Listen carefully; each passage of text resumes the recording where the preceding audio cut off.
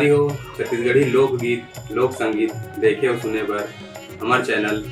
लकी studio सलोनी ला subscribe करो, video ला लाइक करो, शेयर करो। धन्यवाद।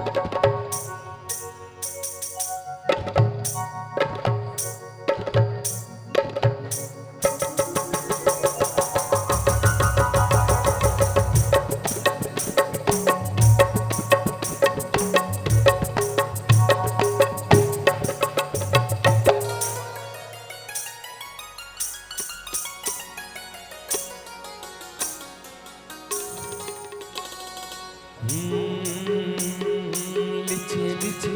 ओए होए लिचे लिचे तोर कनिहा हले डोल मन लबो है वो लिचे लिचे तोर कनिहा हले डोल मन लबो है वो पाँव के पैरी तोर झूम छनना ना बोले पाँव के पैरी तोर झूम छनना ना बोले मन मोर झूम झूम रे मन मोर झूम झूम रे कुहू कुहू कोयली बोले माया बाप धूज होगी रे